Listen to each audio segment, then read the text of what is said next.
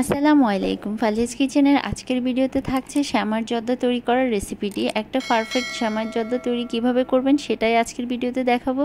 চলেন তাহলে দেখে নিই শ্যামার জর্দা তৈরির মূল প্রস্তুত প্রণালীটা।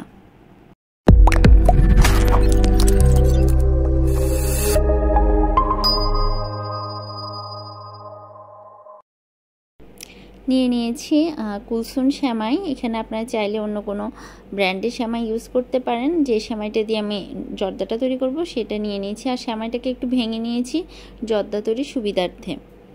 আর এভাবে ভেঙে নিলেই কিন্তু জর্দাটা ভালো হয়। এখন একটি পাত্রে দিয়ে দিয়েছি নারকেল কোড়ানো, একটু বেশি পরিমাণ দিলেই মজা হয়। এরপর আমি এখানে পরবর্তীতে অ্যাড করব কিশমিশ এবং বাদাম। আমার বেবি অ্যাড করে দিয়েছি, সেই জন্য ফার্স্টে কিছু পড়ে গেছে। আর দিয়ে দিচ্ছি আমাদের পরিমাণ মতো চিনি এবং স্বাদ মতো লবণ। আর দিয়ে দিচ্ছি গরম মশলা। এখানে হচ্ছে তেজপাতা, 2টো এলাচ, 1 টুকরো দারচিনি দিয়ে আমরা কিছুক্ষণ এটাকে নেড়ে একটু আঠালো আঠালো করে নিব। যখন একটু ব্রাউন কালার হয়ে যাবে নারকেল, তখন আমি এখানে দিয়ে দিব সেমাই। আর সেমাইটা দেওয়ার আগে সেমাইটাকে একটু ধুয়ে নিয়েছি এবং পানিটা ঝরিয়ে নিয়েছি। আমি যখন আপনাদেরকে সেমাইয়ের প্যাকেটটা খুলে দেখিয়েছি তখন আমি ধুই না, একটু পরে ধুয়েছি, কারণ বেশি আগে ধুয়ে ফেললে সেমাইটা নরম না হয়ে যায়। সেজন্য একটু পরে ধুয়ে, অর্থাৎ বেশিক্ষণ ধুয়ে সেমাইটাকে না রেখে লাস্ট মোমেন্টে ধুয়ে পানিটা ঝরিয়ে দিয়ে দিয়েছি।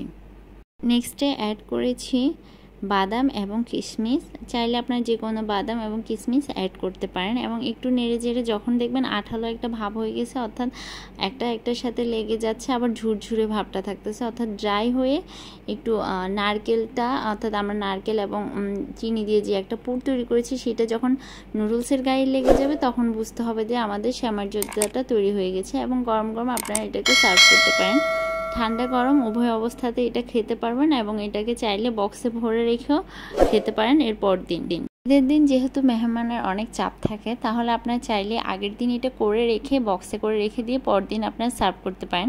কারণ এটা যেহেতু ড্রাই খাবার, এটা নষ্ট হয় না, সেজন্য আপনারা নর্মালি বক্সে করে রাখতে পারেন। ধন্যবাদ সাথে থাকার জন্য। আপনাদের মতামত এবং পরামর্শ অবশ্যই কমেন্ট বক্সে জানাবেন। আসসালামু আলাইকুম।